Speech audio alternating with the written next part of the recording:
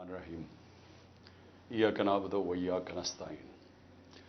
मेरे पाकिस्तानियों, इस वक्त मेरे घर के इर्द गिर्द जो इंटरनेट है वो काट दिया गया है। तो मैं ये अब उम्मीद रखता हूँ कि आपके पास ये जो आज मैं आपसे बातचीत करना चाहता हूँ ये आप तक पहुँच जाए।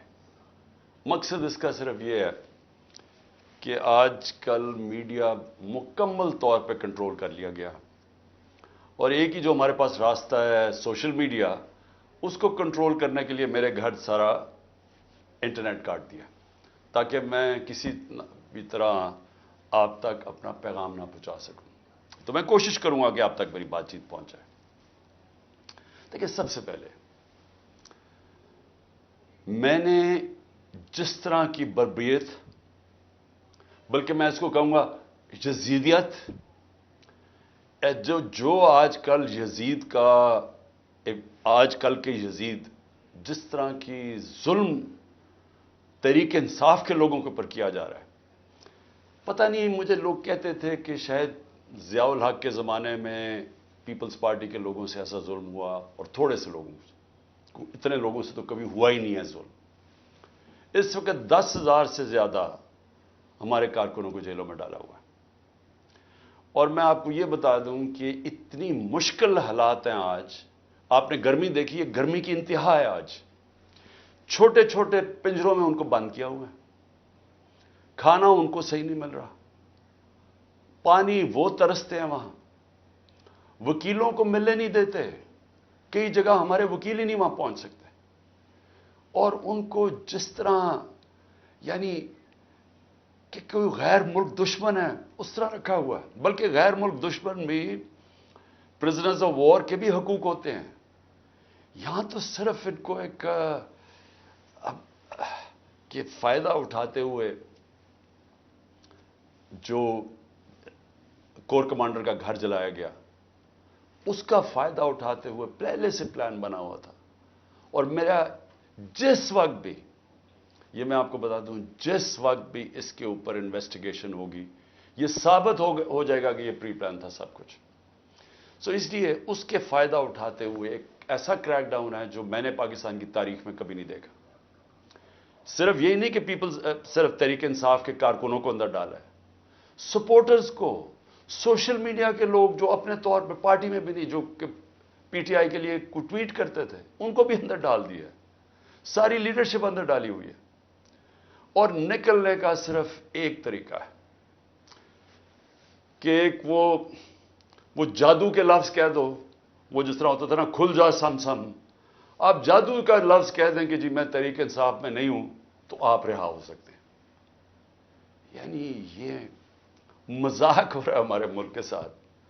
किसी भी दौर के अंदर मैंने ये नहीं देखा कि सिर्फ और सिर्फ आपके ऊपर, अगर आप नहीं कहते कि मैं तहरीक इंसाफ में हूं, तो आपके ऊपर जुल्म होंगे, तशद्दुद होगा, आपको इस जगह इस तरह की गर्मी के अंदर आपको दड़बों में बंद कर देंगे।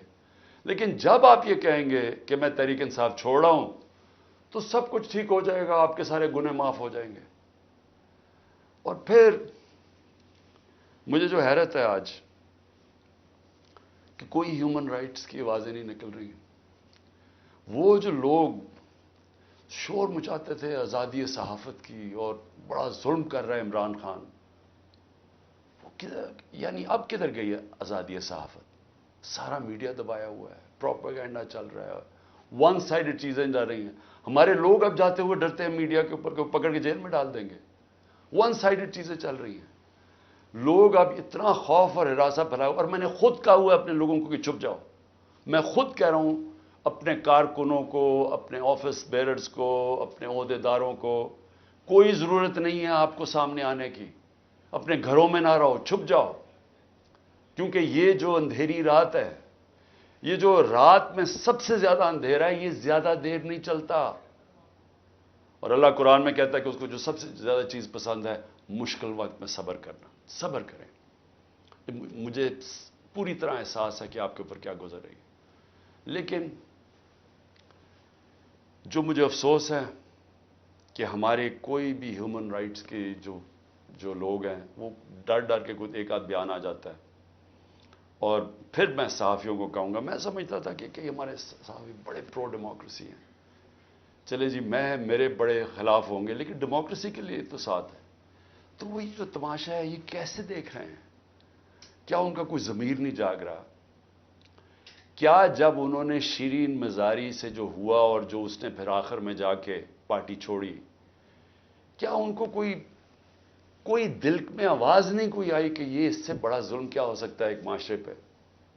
کوئی آپ کو یہ لگا نہیں؟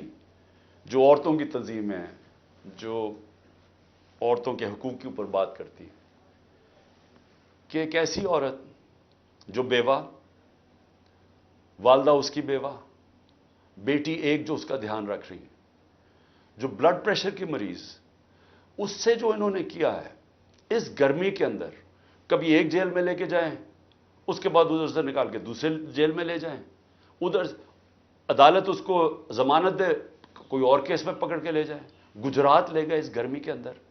تو بلڈ پریشر کی شیرین، ہمیں پتہ ہے اس کی صحت نے یہ اجازت ہی نہیں دینا تھا. میں نے تو شکر کیا کہ اس نے اس ظلم سے اپنے آپ کو بچانے کے لیے اس نے پارٹی سے ریزائن کیا. لیکن کس کو نقصان ہوا؟ پاکستان کی پالیٹکس کو نقصان ہوا.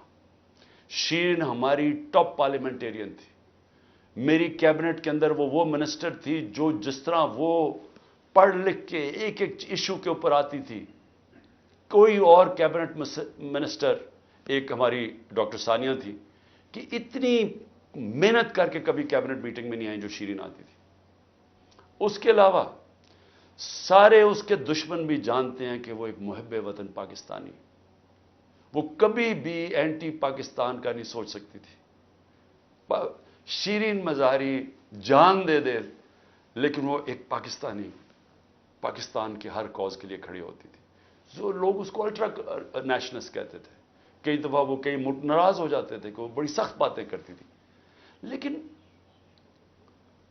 وہ نظریاتی عورت تھی.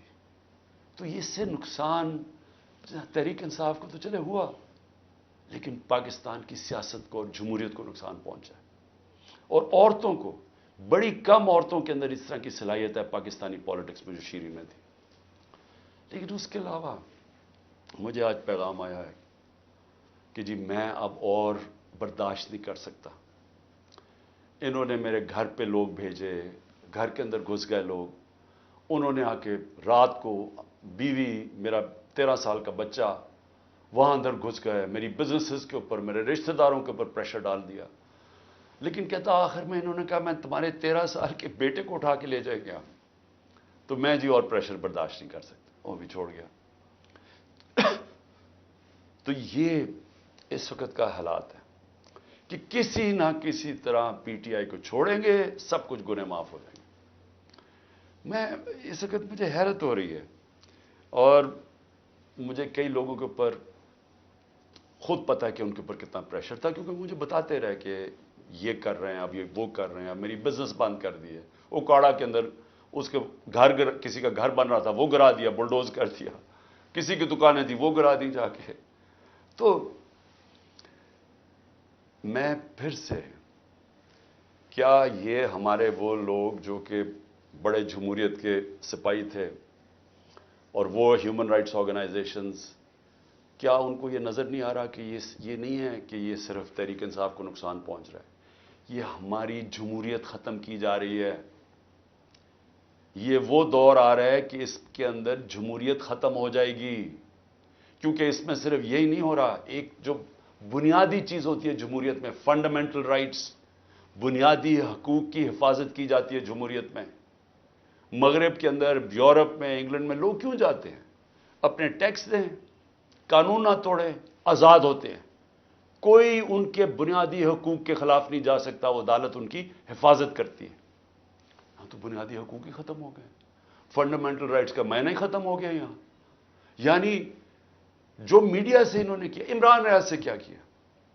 عمران ریاض سب سے زیادہ اس کی یوٹیوب کے اوپر ویورشپ تھی. اس کو ابھی تک عدالتوں نے بار بار کہا کہ ہمارے سامنے اس کو پیش کرو. کیوں نہیں پیش کر رہے؟ مجھے خوف ہے کہ اس کے اوپر تشدد اتنا کیا ہوگا کہ وہ عدالت میں لاتے ہوئے سے ڈر رہے ہیں. یہ ارشد شریف کے بعد یہ دوسرا ہے کہ ارشد شریف سے جو انہوں نے کیا ہے. تو کدھر ہے ہماری صحافی کمیونٹی؟ کیونکہ چلے ٹھیک ہے، آج تو چلے ہمارے پر برا وقت ہے، یہ تو آپ کے اوپر بھی آئے گا. اگر ایک دفعہ فنڈامنٹل رائٹس ختم ہو جاتے ہیں ایک معاشرے میں، تو معاشرے میں تو جنگل کا قانون ہے. آپ نے طاقتور کی بات نہ مانی، آپ سے بھی یہ ہوگا. آپ نے طاقتور کی غلامی کر لی، سب کچھ ٹھیک ہو جائے گا، آپ کو معاف بھی کر دیا جائے گا، بلکہ آپ غلط کام بھی کریں تو آپ کو معاف کر دیا جائے گا. آپ مجرم ہو قوم کے، آپ منی لانڈرر ہو، آپ کے لنڈن میں اربوں روپے کی پراپرٹیز ہوں جو آپ بتا ہی نہیں سکتے کہ کدھر سے ہے، آپ کو معاف کر دیا جائے گا کیونکہ آپ طاقتور کے ساتھ کھڑے ہیں. لیکن کمزور کو بچانے والا کوئی نہیں ہوگا، کیونکہ جب فنڈامنٹل رائٹس ختم ہوتے ہیں جو ہو گئے ہیں پاکستان میں. اور مجھے یہ ابھی تک بتائیں، 25 لوگ شہید ہوئے ہیں، 69 لوگوں کو گولیاں ماری گئیں. کون سی جمہوریت ہے جدھر اس کے اوپر انویسٹیگیشن نہیں ہوتی؟ کیوں نہیں اب تک انویسٹیگیشن ہوئی ان لوگوں کے اوپر؟ وہ کون لوگ تھے؟ وہ پاکستانی تھے، ان کے حقوق ہیں، ان کے ماں باپ ہیں، کئیوں کے بیچارے بچے تھے جو وہ ایک روزی کمانے والا تھا، ان کو سیدھی گولیاں ماری گئی. کوئی انویسٹیگیشن ہوگی؟ کیونکہ اگر آپ یہ انویسٹیگیشن آج نہیں کریں گے، یہ آگے ہوگا. ہو سکتا ہے کہ آگے آپ ان گولیوں کا نشانہ بن جائیں. کیونکہ جب آپ یہ ہونے دیں گے ایک معاشرے کے اندر کہ پرامن احتجاج کے اوپر گولیاں چلا دیں اور بہانہ ماریں وہ کور کمانڈر کے گھر کا، اور اس سے سارا کچھ ہی اجازت مل جائے، لائسنس ٹو کل مل جائے، جو مرضی آپ کریں، تو یہ آپ کی بھی باری آ جائے گی. اس لیے آج ہمیں فوری طور پہ انویسٹیگیشن کرنی چاہیے ان لوگوں کی، جو صرف یہی نہیں کہ جو 25 لوگ شہید ہوئے ہیں سیدھی گولیوں سے، وہ لوگ جو کہ ہاسپٹل میں پڑے ہوئے ہیں. 2 کی مجھے پتا چلا ہے، کیونکہ ہمیں پتہ ہی نہیں اب چلتا کچھ، کیونکہ سارے کارکن تو یا چھپ گئے ہیں یا جیلوں میں ڈال دیے ہیں. تو آہستہ آہستہ خبریں آتی ہیں کہ 2 کارکنوں کی ٹانگیں کٹ گئی ہیں، کیونکہ گولیاں ماری ان کی ٹانگوں کے اوپر، ان کی ٹانگیں کٹ گئی ہیں، تو ان کی زندگیاں گئی. تو کون پوچھے گا ان کو؟ اور یا پھر آپ یہ فیصلہ کریں گے کہ اس ملک کے اندر پرامن احتجاج کی اب سے اجازت نہیں ہے. آپ یہ کہہ دیں گے کہ آپ نے جو مائٹ از رائٹ، جو جنگل کا قانون ہے، جو طاقتور فیصلہ کرے گا آپ کو اس کے سامنے سجدے کرنے پڑیں گے.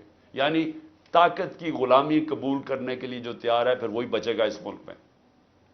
اور میں آج یہ ضرور کہنا چاہتا ہوں کہ یہ جو سب کچھ ہو رہا ہے اس کے پیچھے کیا ہے؟ یہ کیوں ہو رہا ہے سب کچھ؟ یا تو چلیں یہ سب کچھ ہو رہا ہو اور پاکستان کو اس سے کوئی فائدہ ہو رہا ہو، یا اس سے کوئی ملک چینج آ جائے، یا اس سے ایک دم یہ ہو، یہ جو ہمارے لوگوں کو چینج کر رہے ہیں، وہ پالیٹکس چھوڑ رہے ہیں، پی ٹی آئی کے لوگ جو میں پالیٹکس چھوڑ رہا ہوں، وہ پریشر کے اندر سارے ہاتھ کھڑے کر رہے ہیں، تو کیا اس سے یہ ہوگا کہ پارٹی ختم ہو جائے گی؟ جو بھی یہ سوچ رہا ہے، جس کی بھی یہ سوچ ہے، خدا کے واسطے اپنا ذہن کو، اپنا ہیڈ ایگزامن کرواؤ، سوچو اس کے اوپر کہ آپ کیا کر رہے ہیں. کبھی آئیڈیا بھی مارا جاتا ہے اس ظلم سے، یعنی کبھی ایک نظریہ بھی اس طرح ختم ہوتا ہے. یہ جانوروں اور انسانوں میں فرق ہے.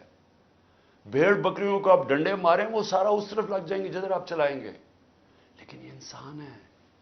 اور جب انسانوں کے اندر ایک آئیڈیا آ جاتا ہے آزادی کا، وہ آپ ختم کر ہی نہیں سکتے. آپ جتنا مرضی ظلم و تشدد کریں، یہ آئیڈیا ختم نہیں ہونے لگا. اگر یہ آئیڈیا ختم ہونا ہوتا تو مقبوضہ کشمیر میں آج وہ ہاتھ کھڑا کر کے اور آرام سے چپ کر کے قبول کر لیتے ہندوستان کی غلامی. 1 لاکھ سے اوپر کشمیری شہید ہو چکا ہے. کشمیریوں کے اوپر جو ہم آج ہمارے پہ ظلم ہو رہا ہے، یہ کشمیری 30 سال سے ہو رہا ہے ان کے اوپر.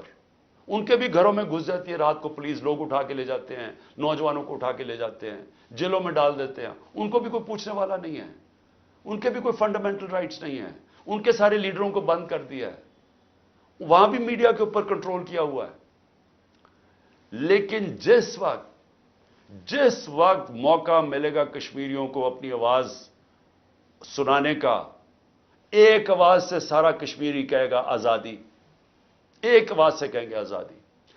इन्होंने जितनी बर्बरियत की है हिंदुस्तान ने वहां, उसका क्या हुआ है? उसका नतीजा ये हुआ है कि जो प्रो इंडियन पॉलिटिशियन थे वो ही खत्म हो गए हैं। अब जो इंडिया की बात करता है उसको कोई वोट ही देने के लिए नहीं तैयार। तो बजाय वो उनको यानी कामयाब होने के, उन्होंने और ही कश्मीरी लोगों को आजादी की तरफ धकेल दिया। यही हो रहा है पाकिस्तान में। आप जितना मर्जी करेंगे, कभी कोई पार्टी जिसका जब वोट बैंक बन जाता है, जो आज माशाल्लाह तहरीक इंसाफ का बन गया है, इन हरबों से इसको आप खत्म नहीं कर सकते। ये बढ़ती जाएगी ये पार्टी। लोगों के अंदर गुस्सा है, ये जो देख रहे हैं तमाशा। क्या लोग बेवकूफ हैं? उनको नजर नहीं आ रहा क्या हो रहा है? आप बेशक मीडिया के ऊपर जो मर्जी कंट्रोल कर लें, लोग, जब मुझे अभी भी याद है जब जुल्फिकार अली भुट्टो के अयूब खान के दौर में जब उसके ऊपर सेंसरशिप थी, तो हम उसका एक एक फिक्रा ढूंढा करते थे। 2 लाइनें भी होती थी, वो उस वक्त पाकिस्तान टाइम्स या वो नवाए वक्त होता था या जंग होता, एक एक फिक्रा ढूंढते थे उसका कि वो क्या क्या उसने और अब सोशल मीडिया का जमाना है, तो अब आप कैसे बंद करेंगे? लोगों को तो इंफॉर्मेशन अब मिल रही है। लोगों को तो ये पता चल गया कि ये सारा स्टेज मैनेज था, ये पूरी कॉन्स्पिरेसी की हुई थी, प्री प्लान बना हुआ था। अब इसके अंदर कई राय हैं कि आईबी ने किया या एमआई ने किया। इसके अंदर तो सोशल मीडिया पे अब चल रही हैं चीजें, लेकिन ये पता है कि ये प्री प्लान था कि इन्होंने इसका पूरा फायदा उठाना था तहरीक इंसाफ को खत्म करने के लिए। मेरा सिर्फ एक पॉइंट है कि जो नजरिए को जुल्म और यजीदियत से खत्म करने की कोशिश कर रहे हैं, उनको ह्यूमन नेचर का भी नहीं पता, उनको इंसानी तारीख का नहीं पता, उनको इंसानी मूवमेंट्स का नहीं पता। उन्होंने जब ईरान के अंदर इनकलाब आया था, वहां भी बड़ी बर्बरियत हुई थी, उन्होंने बड़ा जुल्म किया था उन लोगों के ऊपर, लेकिन नहीं रोक सके थे। इसको कोई रोक नहीं सकता। मेरी ये बात मान लें, इस वक्त ये सारे लोगों को आप पकड़ते जाएं, हमारे सारे पार्टी के, और मैं वैसे आज सलाम करता हूं उन लोगों को कि इतने प्रेशर के बावजूद हमारी लीडरशिप खड़ी है, आज कहती नहीं हम तहरीक इंसाफ में। मैं उनको खास तौर पर सलाम करता हूं, क्योंकि मुझे पता है उनके ऊपर क्या गुजर रही है। लेकिन फर्ज मान सारे भी छोड़ देते हैं तहरीक इंसाफ को। मैं आज आपको कह रहा हूं, जिसको मैं पीटीआई का टिकट दूंगा वो इंशाल्लाह जीतेगा, और वो इसलिए जीतेगा कि लोग फैसला कर बैठे हैं। मुझे यह बताएं, कभी हुआ है पाकिस्तान की तारीख में कि पीडीएम पार्टीज के साथ इस वक्त एस्टैब्लिशमेंट जुड़ी हुई है, इनके साथ इलेक्शन कमीशन जुड़ी हुई है, इनके साथ आईबी और एफआईए और सारी एजेंसीज जुड़ी हुई है, इनके साथ सारा जो गवर्नमेंट का ये जो केयरटेकर गवर्नमेंट्स हैं, ये पूरी तरह कभी हुआ ही नहीं है। केयरटेकर गवर्नमेंट फंड्स इनको दे रही हैं, सब कुछ इनकी मदद कर रही हैं, फिर क्यों इलेक्शन से भाग रहे हैं? यानी जब कभी सुना पाकिस्तान की तारीख में कि पूरी हिमायत तो एस्टैब्लिशमेंट की, इदारों की, सब की, इलेक्शन से भाग रहे हैं क्योंकि वोट बैंक इनका खत्म हो गया है। पॉलिटिकल पार्टी तब खत्म होती है जब उसका वोट बैंक खत्म होता है। इनका वोट बैंक खत्म है, आप इस घोड़े के अंदर जितनी मर्जी फूंक भरते रहें, इसने गिरना ही है। जब रेस में खड़ा होगा ये गिर जाएगा। और तहरीक इंसाफ को आप नहीं खत्म कर सकते। लेकिन जो मैं तीसरी बात करना चाहता हूं, लेकिन मुझे अपने मुल्क के ऊपर खौफ आ रहा है। इमरान खान को बाहर करते करते ये तो हमारा मुल्क तबाह कर रहे हैं।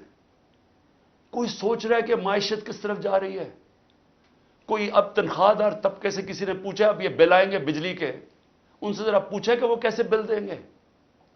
कभी किसी ने पूछा है कि जो 100 रुपया था हमारे दौर में जब हम छोड़ के गए हैं, वो सिर्फ 50 रुपए उसकी कीमत, खरीदार कीमत रह गई है।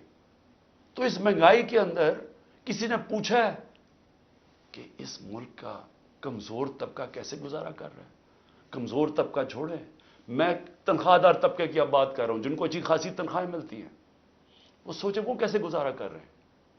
और सोचा है कि इस वक्त हमारे जो प्रोफेशनल्स हैं, जो दुनिया में कहीं भी नौकरी कर सकते हैं, 9 लाख प्रोफेशनल मुल्क छोड़ के चले गए। इसकी कोई अंदाजा है कि ये कितना बड़ा नुकसान है? अगर पाकिस्तान में हमने शौकत खानम कैंसर हॉस्पिटल बनाया था, और आप सारे अरब दुनिया में चले जाएं, वहां अगर आपको कैंसर हॉस्पिटल मिलेगा तो सारा बाहर से लोग, उनके जो स्टाफ है, जो ऑन्कोलॉजिस्ट हैं, जो कैंसर स्पेशलिस्ट, सब बाहर से आए हुए हैं। پاکستان میں کیوں ہم بنا سکے انٹرنیشنل کیلیبر کا ہاسپٹل؟ کیونکہ کوالیفائڈ پاکستانی باہر سے آئے تھے یہاں کام کرنے کے لیے. اب وہ لوگ باہر جانے کا سوچ رہے ہیں. 10% ہمارے کنسلٹنٹ چھوڑ کے جا رہے ہیں. اور اگر یہ میں اپنی انسٹیٹیوشن کی بات کر رہا ہوں تو مجھے بتائیں باقی جگہ کیا ہو رہا ہوگا. جب اس ملک کے پروفیشنلز پڑھے لکھے لوگ چھوڑ کے ملک جا رہے ہیں, سوچیں یہ ملک کدھر جا رہا ہے.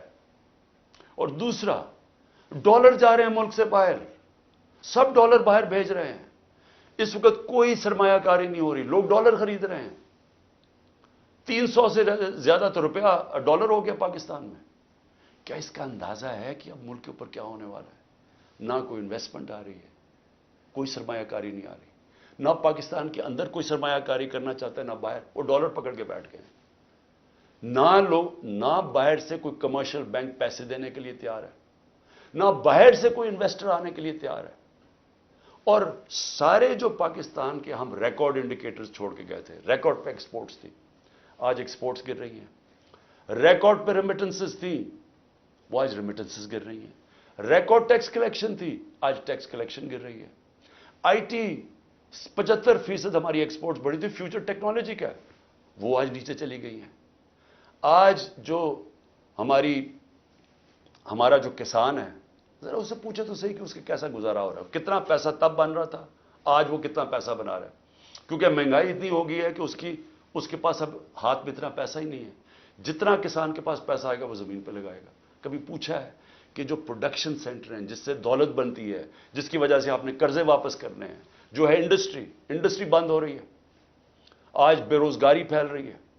ریکارڈ انڈسٹریل پروڈکشن تھی ہماری, 10.4% لارج سکیل مینوفیکچرنگ تھی ہمارے آخری مہینے میں, آج وہ گر رہی ہے. آج جو سب سے خوفناک چیز ہے کہ جب آپ کے باہر سے ڈالر کم آ رہے ہیں, جب آپ کے ڈالر کم آنے شروع ہو گئے ریمیٹنسز اور ایکسپورٹس کے, اس کا اب کیا ہوگا؟ قرضے بڑھتے جا رہے ہیں, ڈالرز کم ہوتے جا رہے ہیں. آج جتنا پاکستان اپنا ٹیکس میں پیسہ اکٹھا کرتا ہے, یہ سن لیں پاکستانیوں, جتنا ہم ٹیکس میں پیسہ اکٹھا کرتے ہیں سارا قرضوں کے اوپر سود پہ چلا جاتا ہے. ملک پھر قرضوں پہ چل رہا ہے. اب ریکارڈ قرضہ لے رہے ہیں ہم, سود ادھر پہنچ گیا ہے قرضوں کے اوپر کہ سارا ہی ہمارا ٹیکس کا پیسہ اب سود میں چلا جائے گا. تو میں یہ سوچنے کی کوشش کر رہا ہوں کہ کیا یہ جو لوگ یہ فیصلے کر رہے ہیں کہ عمران خان کو باہر رکھو, کیا ان کو نہیں نظر آ رہا کہ پاکستان ڈوب رہا ہے؟ کیا ان کو نہیں نظر آ رہا کہ ان کے پاس روڈ میپ کوئی نہیں ہے؟ میں آج میں کمیٹی بنانے کے لیے تیار ہوں, ایک مذاکراتی کمیٹی. کسی سے بھی, وہ جو بھی اس وقت طاقتور لوگ ہیں, میں ان سے جا کے وہ بات کریں. وہ دو چیزیں کر لیں, کیونکہ اور تو ابھی مجھے تو سمجھ نہیں آ رہی. ہم نے بڑی کوشش کی بات کرنے کی, جو یہ پہلے لوگ تھے وہ عجیب باتیں کرتے تھے کہ جی ہم تو اکتوبر میں الیکشن کروائیں گے. کیوں جی اکتوبر میں الیکشن کروائیں گے؟ بولے نا, وہ اس لیے کروائیں گے کہ یہ انہوں نے کرنا تھا ہمارے ساتھ, جب کرش ہو جائے گی تحریک انصاف تو تب الیکشن کروائیں گے. اور ان کے پاس کوئی جواب ہی نہیں تھا. میں یہ کمیٹی بناتا ہوں, میں دو چیزیں کہتا ہوں, دو چیزیں کرتے ہیں. اگر اس کمیٹی کو یہ بیٹھ کے کہہ دیں کہ جی عمران خان کے بغیر پاکستان بہتر ہو جائے گا اور آپ کے پاس کوئی سلوشن ہے, میں پھر سے کہتا ہوں کہ اس ملک کی خاطر میں چھوڑ دیتا ہوں, میں پیچھے ہٹ جاتا ہوں. اگر آپ یہ کمیٹی کو سمجھا دیں کہ میرے بغیر ملک بہتر چلے گا, چلے میں ملک کی خاطر یہ بھی چھوڑنے کے لیے تیار ہوں. یا دوسری چیز, یا اس کمیٹی کو یہ کہہ دیں کہ اکتوبر میں الیکشن کروانے سے پاکستان کو کیا فائدہ ہے. یہ تو ہمیں سمجھ آ رہی ہے کہ اکتوبر تک تحریک انصاف کو ان کا خیال ہے کرش کر دیں گے, لیکن پاکستان کو کیا فائدہ ہے؟ ہم کیوں اکتوبر تک انتظار کر رہے ہیں جب ملک نیچے جا رہا ہے؟ یا یہ دو چیزیں کنونس کر دیں, میں اس کی کمیٹی بناؤں گا, میں انشاءاللہ کل اناؤنس کر دوں گا. لیکن میں آج آخر میں دو چیزوں پہ اب ختم کرتا ہوں. ایک تو آخر میں تو میں القادر کے اوپر بات کرنا چاہتا ہوں, جو 4 گھنٹے میں 4.5 گھنٹے مجھے نیب میں بٹھایا کل انہوں نے, اس کے اوپر بات کرنا چاہتا ہوں. لیکن اس سے پہلے میں اپنے سپریم کورٹ کے ججز سے آج اپنی قوم کی طرف سے اپیل کرتا ہوں. دیکھیں, آپ اس وقت ہماری آخری امید ہے. پاکستان میں اب رول آف لا ختم ہو چکا ہے. آئین اس ملک کے اندر تقریباً ختم ہو چکا ہے. جب 14 میں میرا یہ رائٹ تھا، میں نے اسمبلیز اپنے آئین کے مطابق ڈیزالو کی تھی، 2 اپنی اسمبلیز میں نے اپنے آئین کے مطابق ڈیزالو کی تھی کہ 90 دن میں الیکشن ہوگا. کدھر گیا الیکشن؟ 14 مئی کی انہوں نے ڈیٹ دی چیف جسٹس صاحب نے اور سپریم کورٹ. 14 مئی گزر گئی، کسی کو کچھ فرق ہی نہیں پڑا. تو اس کا مطلب تو آئین جب آپ کا گیا ہے تو رہ گیا جنگل کا قانون. اب تو اس میں مطلب کہ جو طاقتور وہ فیصلہ کرے گا کون سا آئین کی شکل پہ چلنا ہے. اس نے نظریہ ضرورت تو شروع ہو گیا پاکستان میں. میں اپنے سپریم کورٹ کے ججز کو، مجھے پتا ہے آپ کے اندر اختلافات ہیں، دیکھیں ملک کے لیے بہت ضروری ہے. آپ نے اگر اس ملک کی جمہوریت کو نہ بچایا اور آخری امید اب آپ رہ گئے، یہ تاریخ آپ کو معاف نہیں کرے گی. کیونکہ جا رہا ہے جس طرح پاکستان جا رہا ہے، یہ ساری ہماری ڈیموکریسی کو ڈسمینٹل کیا جا رہا ہے. سارے جو جمہوریت کے ادارے ہیں وہ ایک ایک کر کے تباہ کیے جا رہے ہیں. یا جمہوریت نہیں ہے اب. ہم تو میں بیٹھا ہوتا ہوں ہر روز کہ کس دن آ کے مجھے پکڑ لیں گے، ایک دم انٹرنیٹ بند کر دی پکڑ کے. یعنی کون سی جمہوریت میں ہوتا ہے؟ سارے لوگوں کو جیلوں میں ڈال دے. مجھے یہ نہیں پتا میں اب کسے کانٹیکٹ کسے کروں. میرے سے کانٹیکٹ ہی کوئی نہیں ہو رہا، نہ مجھے لیڈرشپ ملتی ہے نہ کوئی ملتا ہے. جو میں زوم پہ میٹنگ کرتا تھا انہوں نے وہ انٹرنیٹ بند کر زوم ہی ختم کر دیا. تو میں تو تیار بیٹھا ہوں کہ جو بھی کرنے کے لیے آئیں گے، جب بھی پکڑیں گے، میں تو خیر تیار بیٹھا ہوں، ہر روز تیار ہوتا ہوں. لیکن میں آپ سے سپریم کورٹ کے ججز صاحبان، دیکھیں قوم آپ کی طرف دیکھ رہی ہے اور یہ آپ کی یونٹی اس قوم کے لیے بہت ضروری ہے. آپ کے اوپر اب ہے کہ اس ملک کی جمہوریت کے لیے سٹینڈ لیں. آپ کے لیے ضروری ہے کہ اس ملک کو آپ بچائیں کہ یہ ٹوٹل جنگل کا قانون، بنانا ریپبلک بن رہا ہے ہمارا ملک. یہاں کسی شہری کو اس وقت جو آج آواز اٹھاتا ہے، کوئی تنقید کرتا ہے، اس کو یا اٹھا کے لے جاتے ہیں یا اس کو مارے پڑتی ہیں یا ان کی بزنسز بند کر دیتے ہیں. یعنی یہ تو ایسے لگ رہا ہے کہ ہم وہ ہٹلر کے گسٹاپو کے دنوں میں بیٹھے ہوئے ہیں. یعنی ہمارے لیے تو وہ دن آ گئے ہیں.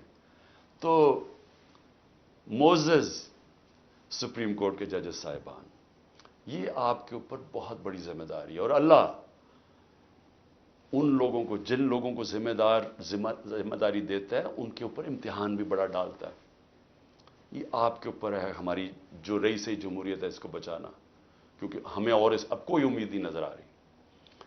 آخر میں القادر کے اوپر دیکھیے جی، اب آپ نے ایسے سمجھ رہے ہیں کہ یہ ساری جو ایک کیبنٹ کے اندر فیصلہ ہوا تھا 3 دسمبر 2019 میں، اب آپ نے ایسے دیکھنا کہ آپ میرے کیبنٹ ممبرز ہیں اور آپ نے کیا فیصلہ کرنا ہے. یہ میں نے اب سارا میرا جو کیس بنا ہوا ہے وہ یہ کہہ رہے ہیں کہ یہ عمران خان آپ نے فیصلہ غلط کیا. آپ نے یہ فیصلہ اس لیے کیا کہ وہ القادر ٹرسٹ جو 1 سال پہلے بننا شروع ہو گیا تھا، آپ نے فیصلہ کیا اور اس کی گراؤنڈ بریکنگ ہو گئی تھی اس سے 7 مہینے پہلے. لیکن یہ کہہ رہے ہیں کہ وہ القادر ٹرسٹ میں کیونکہ آپ کو فائنینشلی فائدہ ہوا جو کہ نہیں ہوا، اس لیے آپ نے یہ غلط فیصلہ کیا. اب یہ فیصلہ کیا تھا ذرا آپ نے سمجھنا ہے کہ آپ میرے کیبنٹ ممبر ہیں. کیبنٹ کے سامنے یہ چیز رکھی گئی کہ جی ہمارے ایک ملک ریاض کے اور این سی اے ہوتا ہے نیشنل کرائمز، ان کی نیشنل کرائم ہوتی ہے ایجنسی. وہ این سی اے نے ملک ریاض کے پیسے فریز کر دیے 190 ملین پاؤنڈ انگلینڈ کے اندر. اور ورڈ یہ سنیں، انہوں نے کہا یہ سسپیشس ٹرانزیکشن ہے. انہوں نے منی لانڈرنگ نہیں کہا، انہوں نے کہا کہ ہمیں شک ہے کہ یہ پیسہ یہ وائٹ پیسہ نہیں ہے، بلیک کا پیسہ. انہوں نے پیسے فریز کر دیے. ملک ریاض اور این سی اے کے بیچ میں ایک اگریمنٹ ہو جاتی ہے، ان کے وکیل اگریمنٹ کر لیتے ہیں. اس اگریمنٹ کے تحت یہ فیصلہ ہوتا ہے، ملک ریاض کہتا ہے کہ یہ جو 190 ملین پاؤنڈ ہے، یہ میں پاکستان میں جو میں نے سپریم کورٹ کو وعدہ کیا تھا، جو میرے اوپر جرمانہ لگا تھا، میں یہ اس اکاؤنٹ میں ڈالنا چاہتا ہوں سپریم کورٹ کے. ہماری کیبنٹ کے سامنے اب یہ آتا ہے کہ آپ کے پاس 2 چوائسز ہیں. اگر آپ اس کو یہ اگریمنٹ کو کانفیڈینشل رکھیں گے، یعنی آپ کیبنٹ کے اندر کھولیں گے نہیں، کیونکہ انہوں کا یہ تھا کہ جب کیبنٹ میں اگریمنٹ کھلے گی تو وہ پبلک ہو جائے گی، کیونکہ کیبنٹ کے منٹس پبلک ہو جاتے ہیں۔ تو انہوں نے کہا کیونکہ وہ پبلک ہو جائے گی اس لیے ہم اس کو کانفیڈینشل رکھتے ہیں، لیکن اگر عدالت کھولنا چاہے تو وہ کھول سکتی ہے، یا کوئی ایجنسی نیب کوئی کھولنا چاہے کھول سکتی ہے۔ یہ تھی اگریمنٹ۔ لیکن اگر آپ یہ نہیں مانتے، اب یہ ذرا غور سے سنیں، اگر آپ اس کو کانفیڈینشل نہیں رکھتے تو آپ کو پاکستان کی گورنمنٹ کو برطانیہ کے اندر جا کے کیس کرنا پڑے گا کہ یہ جو 190 ملین پاؤنڈ ہے یہ پاکستان سے منی لانڈرنگ ہو کے گیا ہے، اور آپ کو ثابت کرنا پڑے گا کہ یہ پاکستان سے منی لانڈرنگ ہوئی ہے۔ اب سمجھ گئے؟ اب اگر آپ یہ کیس ہار گئے تو یہ پیسہ انگلینڈ میں رہ جائے گا، یہ آپ کا 190 ملین پاؤنڈ چلا جائے گا، یہ انگلینڈ میں رہ جائے گا۔ تو اگر آپ کو وہ کیس جیت جاتے ہیں تو پھر وہ پاکستان میں آئے گا، اور وہ دوسری مد میں آئے گا، وہ آئے گا اس مد کے اندر کہ یہ جو سپریم کورٹ کی جو اکاؤنٹ ہے اس میں نہیں جائے گا، گورنمنٹ آف پاکستان کو آ جائے گا منی لانڈرنگ کا۔ اب کیبنٹ کے اندر ڈسکشن کیا ہوتی ہے؟ ہمیں بتایا جاتا ہے کہ $100 ملین پاکستان لٹیگیشن میں، یعنی ہم وکیلوں کو دے بیٹھے ہیں اور پیسہ ڈوب چکا ہے $100 ملین، اور کچھ نہیں ہمیں ملا واپس۔ ہمیں لیگل ایکشن سے آج تک ایک آنا نہیں ملا، اور انہوں نے کہا یہ 5-6 سال لٹیگیشن چلے گی، اور کوئی گارنٹی نہیں ہے کہ آپ ثابت کر سکیں گے کہ جی منی لانڈرنگ کا پیسہ ہے آپ یہ، اور اگر آپ نے ثابت نہ کیا تو یہ پیسہ انگلینڈ چلا گیا۔ اب یہ تھا کیبنٹ نے کیا فیصلہ کیا، آپ کیا فیصلہ کریں گے کہ کیا مجھے 190 ملین پاؤنڈ مل رہا ہے وہ پاکستان آ جائے اسی وقت؟ ہمیں بڑی ڈالرز کی ضرورت تھی، ہمیں ہمیشہ ہوتی ہے، آج بھی ہمیں ڈالرز کی ضرورت ہے، اور کبھی اتنا پیسہ پاکستان نہیں آیا۔ کیا ہم اس پیسے کو فوری طور پہ لے آئیں اور اسٹیٹمنٹ میں کر دیں، یا پھر ہم قانونی کارروائی میں پڑیں جو کہ 5-6 سال چلے گی اور پتہ نہیں پیسہ آئے گا نہیں؟ مجھے ایک آدمی بتا دیں کہ جو اس سے اختلاف کرے گا کہ وہ پیسہ پاکستان لے آؤ۔ میں یہ پوچھنا چاہتا ہوں کہ کون سا احمق ہوگا جو پتا ہوگا کہ آپ نے کیس بھی نہیں، یعنی کون سا یہ جوا کھیلے گا اور 5-6 سال انتظار کرو اور ہو سکتا ہے پیسہ ہی نہ آئے؟ تو ساری کیبنٹ نے فیصلہ کیا کہ جناب ٹھیک ہے، کانفیڈینشیل اگریمنٹ ہم مان لیتے ہیں، پیسہ پاکستان آ جاؤ۔ پیسہ پاکستان آ گیا، اسٹیٹ بینک کے اندر ڈپازٹ ہو گیا، سپریم کورٹ کے اندر وہ پیسہ ڈپازٹ ہو گیا 190 ملین پاؤنڈ۔ اب اگلی بات، اب نیب مجھے کہہ رہی ہے کہ آپ نے یہ اس لیے بدنیتی سے کیا کیونکہ آپ نے ملک ریاض نے آپ کے لیے القادر ٹرسٹ جو ہے وہ اس نے جو سارا اس کا سپانسر وہ تھا، تو آپ نے اس کو فائدہ پہنچانے کے لیے کر دیا۔ بھئی سوال بڑا سمپل ہے، آج آپ کے پاس 190 ملین پاؤنڈ پڑا ہوا ہے سپریم کورٹ میں، نیب آج کہے کہ یہ غلط مد میں پیسہ آ گیا ہے، آپ جا کے انگلینڈ کے اندر کیس کریں اور ثابت کر دیں کہ منی لانڈرنگ کا پیسہ ہے اور وہ ادھر سے ادھر چلا جائے گا۔ یعنی آپ کو کون روک رہا ہے اس چیز میں؟ کیونکہ آپ نے صرف ثابت کرنا ہے کہ منی لانڈرنگ کا پیسہ، جا کے کیس کر کے کر دیں، پیسہ تو پاکستان آ گیا، تو کون چیز کیا آپ کو روک رہی ہے؟ اگر آپ یہ سمجھتے ہیں کہ غلط مد میں چلا گیا تو آپ کے پاس تو اپرچونٹی ہے، نیب تو کوئی کر سکتا ہے، کیوں نہیں کیا ابھی تک کیس؟ صرف مجھے ذلیل کرنے کے لیے، اور یہ کہہ رہے ہیں کہ مجھے ذاتی طور پہ فائدہ ہوا۔ اب القادر کیا ہے؟ میں نے یہ فیصلہ کیا تھا کہ جب بھی مجھے اللہ نے موقع دیا، 2 چیزیں میں نے کی۔ رحمت للعالمین اتھارٹی سیٹ اپ کی کہ میں اپنے بچوں کو سیرت نبی اسکولوں سے شروع کریں، ریسرچ کروائیں، ہمارا کیریکٹر بلڈنگ شروع ہو، ہماری اخلاقیات بالکل ختم ہو چکی ہے، اس کو ہم اٹھائیں اپنے نبی کی سیرت کے ذریعے۔ اور دوسرا میں نے یہ یونیورسٹی رحمت للعالمین اتھارٹی، اور یہ دوسرا یونیورسٹی کا سوچا، القادر یونیورسٹی، جس میں ہم نے کوشش یہ کی کہ سیرت نبی کے اوپر ہم ریسرچ کریں، انٹرنیشنل اسکالرز کو میں نے انگیج کیا، اور پھر ٹیکنالوجی بھی پڑھائی جائے بچوں کو۔ یہ اس کا مطلب تھا کہ ماڈرن ٹیکنالوجیز بھی پڑھائیں، آرٹیفیشل انٹیلیجنس ایسی، اور ساتھ ساتھ اپنی لیڈرشپ ڈیولپ کریں سیرت نبی کے اوپر، ان کے کیریکٹر کے اوپر، اور لوگوں تیار کریں۔ میری جو بیوی بشرا بیگم، ان کے اوپر وارنٹ نکال دیے گئے، کس چیز کے؟ کہ وہ ایک ٹرسٹی ہیں، ان کو میں نے ٹرسٹی رکھا۔ کیوں ٹرسٹی رکھا؟ کیونکہ سیرت نبی میں ان کو انٹرسٹ ہے، انہوں نے بڑی پڑھا ہوا ہے اس چیز کے اوپر، انہوں نے پڑھا، یعنی وہ ان کا شوق ہے کہ یہ سیرت نبی پھیلائی جائے، تو اس کو ٹرسٹی رکھ دیا۔ ٹرسٹی کو لکھا ہوا ہے ڈیڈ میں نہ ایک آنا مل سکتا ہے، نہ ان کی تنخواہ ہے، نہ کوئی پیسہ مل سکتا ہے، نہ ان کا پراپرٹی میں کچھ ہے، ان کا کوئی تعلق نہیں ہوتا۔ ٹرسٹی کا صرف کام ہوتا ہے کہ جس وجہ سے ٹرسٹ بنا تھا، مثلا شوکت خانم ہے، تو شوکت خانم اگر غریبوں کا 75% مفت علاج ہونا تھا کینسر کا، تو یہ نہ ہو کہ وہ 50% کر دیں، یعنی اس لیے ہوتا ہے ٹرسٹ، جو پالیسیز ہوتی ہیں وہ، باقی پروفیشنل چلایا جاتا ہے، چاہے وہ القادر ہو، چاہے نمل یونیورسٹی، چاہے شوکت خانم ہو۔